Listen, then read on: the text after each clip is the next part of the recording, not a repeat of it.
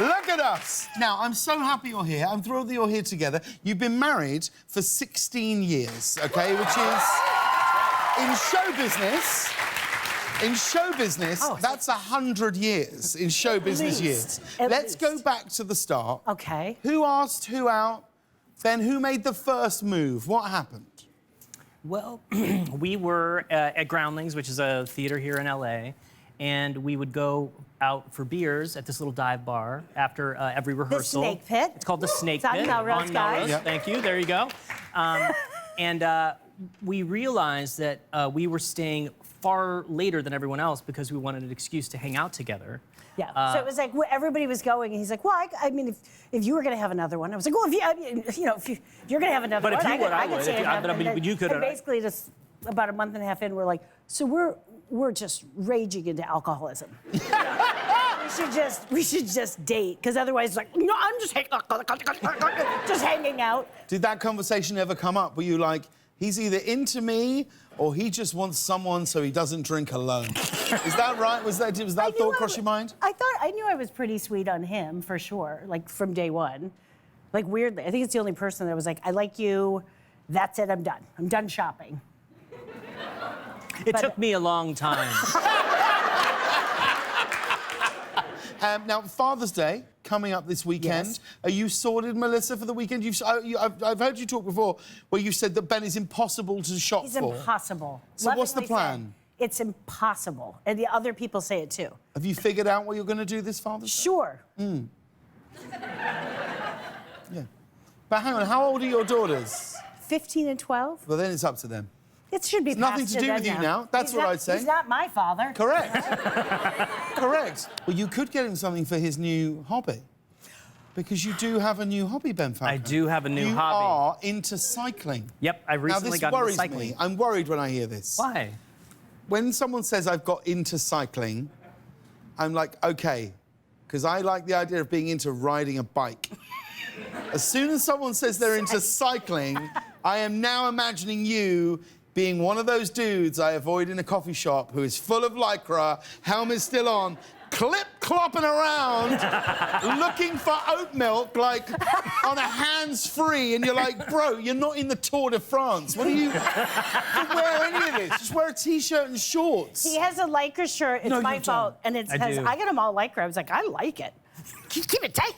And it says sorry, and then on the back, as he passes you, it says not sorry. And I was like, if you actually wear that, it says so much. The only issue is I do not pass anyone. I go up the same mountain, and all these old guys pass me every day.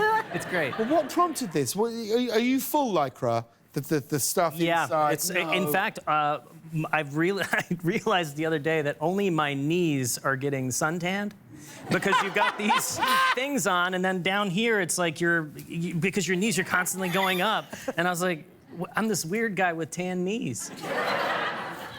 So yeah, it sort of happened piece by piece. You know, because at first you're in sweatpants or something, and everybody else is going faster than you, and you're like, well, maybe I need shorts. And then, so then you got these weird shorts, and then you're like, well, maybe my shirt needs a pocket. And then you're like, and now I got this weird shirt. And then you're like, well, just go. And what do you keep in your pocket?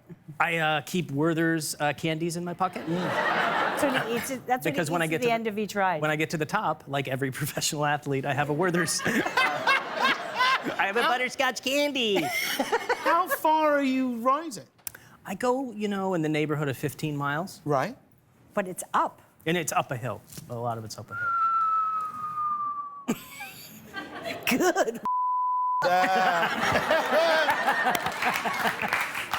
Melissa, you have also become obsessed with something, and I'm into this. You have become obsessed with collecting portraits. This is a wall in your house. Yes. You collect portraits. You don't know these people. No, but how somebody did this has start? to. Because somebody has to save them. It's a picture of someone. I'm like, why does no one in their family have this portrait? So then I'm like, and then usually it's at a flea market or something like that, and I'm like, I shouldn't. Ben hates them. And then I circle back, and I'm like, are you lonely, Kathy? Do you want to go? You want to come to the valley with me? And then I think about who they are, and then I bring them home, and then I have to hide them.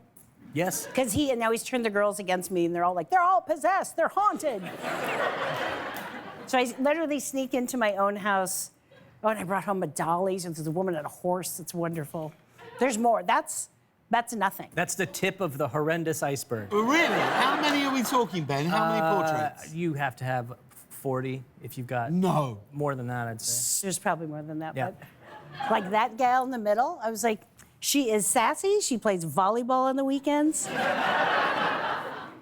Well, that is where it does become fun. You can sort of be like, I think it's like why I oh, like this characters. person here I wanna formed the play- Spice Girls.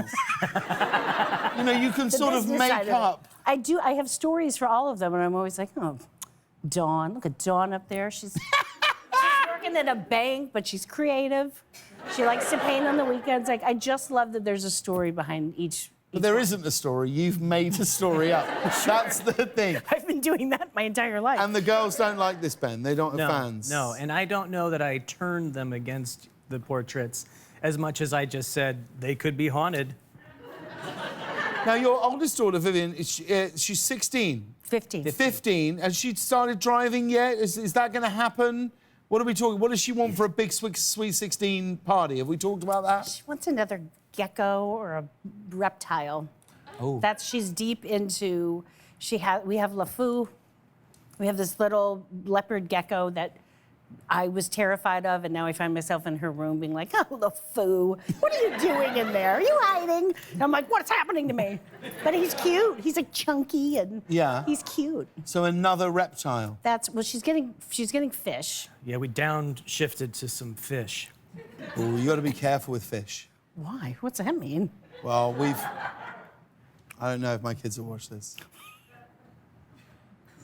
Oh. Okay. May or may not have replaced some fish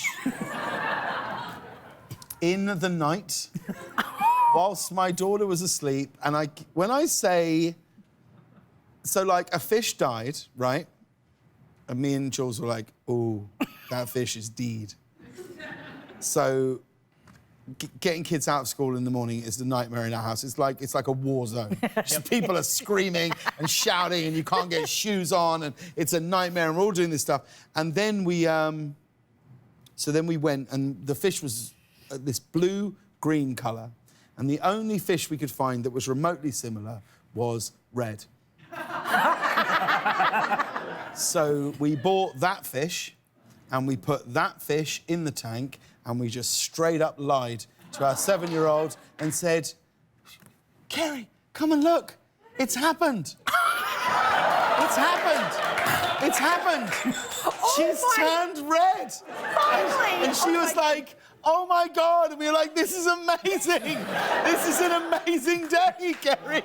This is incredible. And then a few weeks later, she was like, do they really turn red? And we all were like, Oh my God. That's wonderful. stick around, everybody. We'll be right back.